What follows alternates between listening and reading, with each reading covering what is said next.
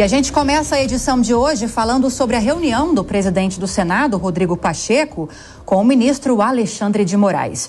Yasmin Costa chegando ao vivo com os detalhes pra gente. Yasmin, boa noite. O que Pacheco disse sobre prováveis anormalidades no processo eleitoral? Conta pra gente.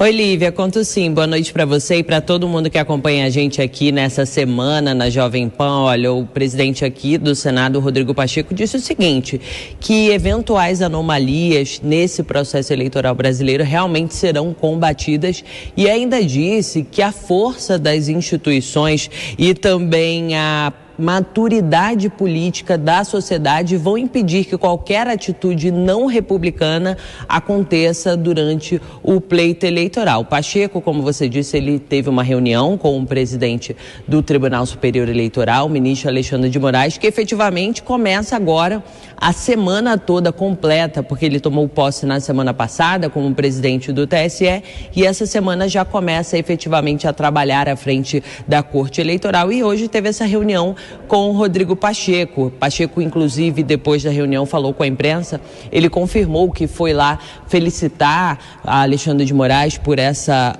posse no Tribunal Superior Eleitoral mais uma vez, porque ele também esteve presente na cerimônia de posse na terça-feira passada, e ele foi também presencialmente hoje desejar sorte ao ministro do TSE à frente dessa condução das eleições desse ano. Mas é como você disse, o ponto-chave ali que Pacheco reforçou foi que questões de anomalias em todo esse processo eleitoral que a gente está vivendo nesse momento serão combatidas e não serão toleradas. A gente, inclusive, Lívia, tem essa fala de Rodrigo Pacheco para a gente acompanhar. Vamos ouvir.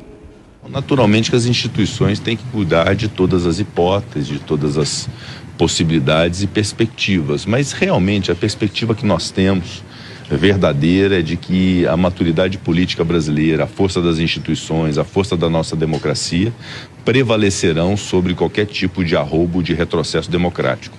Então, a confiança no sistema eleitoral, que já foi uma opção feita, que vem desde 1996, as eleições sendo realizadas dessa forma pelo sistema eletrônico de votação, não há nenhum tipo de fato que possa descredenciar ou deslegitimar esse método, não há base que demonstre justa causa em questionamentos feitos ao sistema eleitoral. A justiça eleitoral é uma justiça especializada, composta por membros do judiciário, há inúmeros servidores isentos, imparciais envolvidos nisso. Então, eu tenho plena confiança de que as coisas transcorrerão dentro dessa normalidade.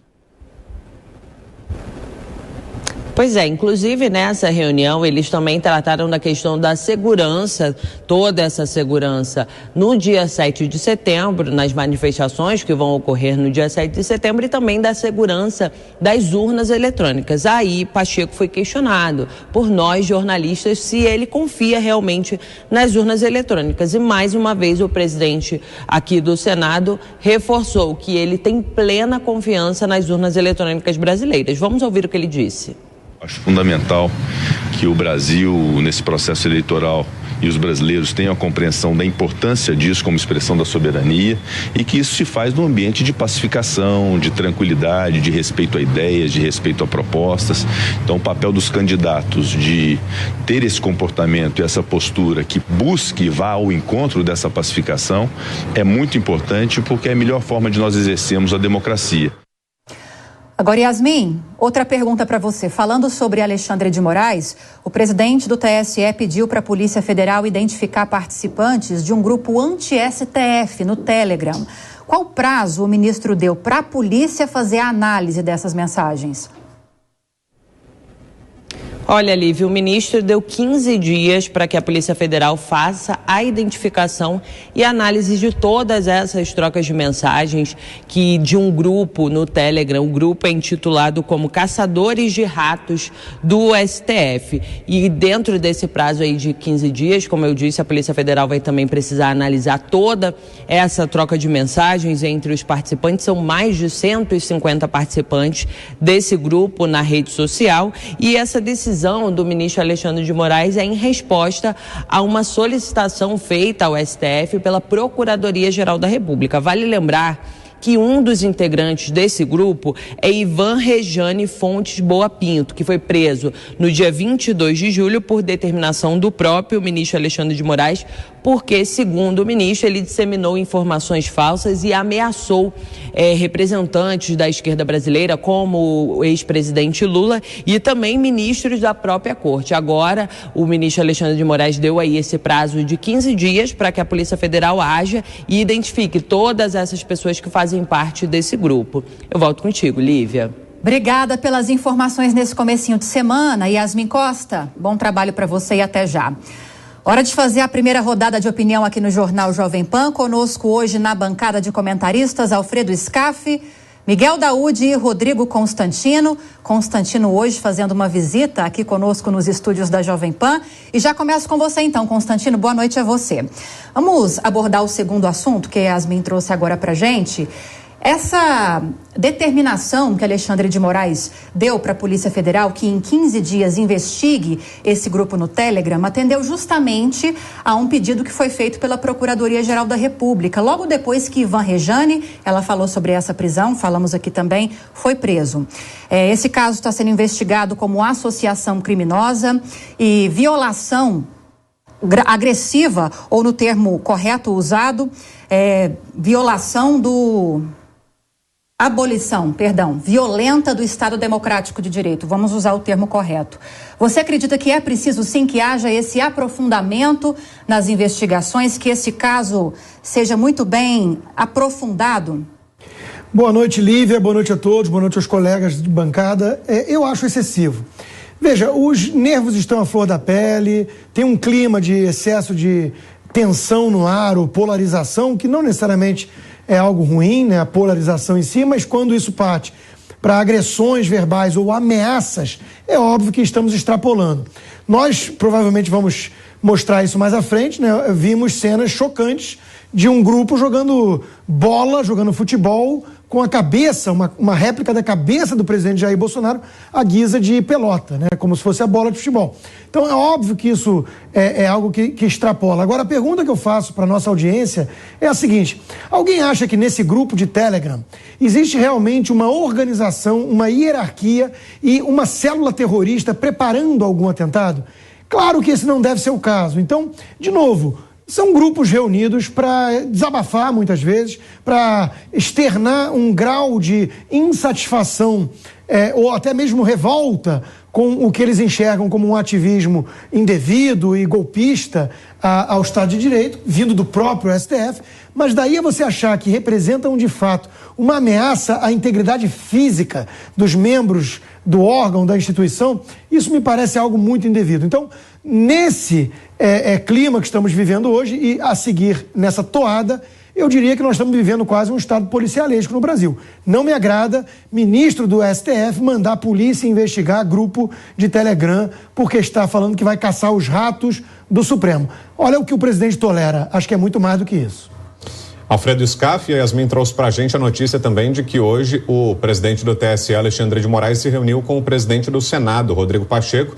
Depois dessa conversa, Pacheco falou mais uma vez em defesa do sistema eleitoral brasileiro. Não chega a ser uma novidade, né? Pacheco tinha também dado declarações em defesa das urnas eletrônicas e do processo eleitoral logo depois daquela reunião do presidente Jair Bolsonaro com embaixadores, e hoje veio a público numa fala basicamente no mesmo tom. Mas entre os temas tratados nessa conversa, além da questão do processo eleitoral, está o 7 de setembro, os atos que estão sendo programados para o feriado da independência do Brasil daqui a cerca de 2 semanas. Você tem também essa preocupação, Scaff, e acha que se justifica toda essa preocupação e mobilização das autoridades em torno dos preparativos para o 7 de setembro? Boa noite, bom começo de semana, Scaff. Boa noite, Brown. Boa noite, Miguel. Olha, veja, a própria palavra já diz preocupação. A gente não pode deduzir que determinados atos serão X, Y, Z. A manifestação de 7 de setembro é pela liberdade, é pela comemoração do bicentenário da independência, é uma manifestação pacífica.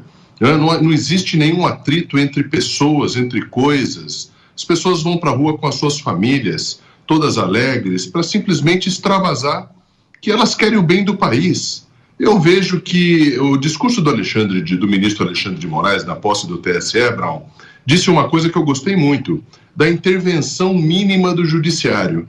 E eu acho que é isso que precisa acontecer. Eu acho que o protagonismo do processo eleitoral são os políticos e as suas propostas. Não pode ser o judiciário. Até porque o judiciário, ele só age após o fato ocorrido e consumado. Então, a sua pergunta é mais ou menos o seguinte: para que se preocupar? Se deduzir e se antecipar ao que ainda não aconteceu. E tudo que a gente viu os anos passados é que essas manifestações em datas comemorativas foram extremamente pacíficas, foram extremamente patriotas, que isso aí não é nada ruim, pelo contrário, é muito bom ser patriota, amar o país, desejar o bem para o seu país e, obviamente, ter uma esperança de um futuro melhor para todas as famílias de todo o Brasil, não só aquelas que estão na rua ou que querem ir para a rua. Agora, Miguel Daúde, bem-vindo também, boa noite para você. Quero continuar nesse assunto, que é essa reunião que Rodrigo Pacheco, presidente do Senado e do Congresso Nacional, teve com o presidente do TSE, Alexandre de Moraes. Vou até ressaltar a frase que a gente destacou na nossa tarja. Pacheco afirma ter plena confiança no processo eleitoral. Não pela primeira vez, ele reforça essa confiança nas urnas eletrônicas, no processo eleitoral aqui no Brasil. Mas eu destaco uma outra fala dele, nesse sentido também. Ele disse que hoje o país tem a maturidade política necessária, a maturidade política da sociedade brasileira e a força das instituições. E tudo isso vai prevalecer sobre qualquer eventual também arroubo de retrocesso democrático. Uma fala como essa, próximo das eleições e no contexto que a gente está vivendo, é bem-vinda? Boa noite, Lívia.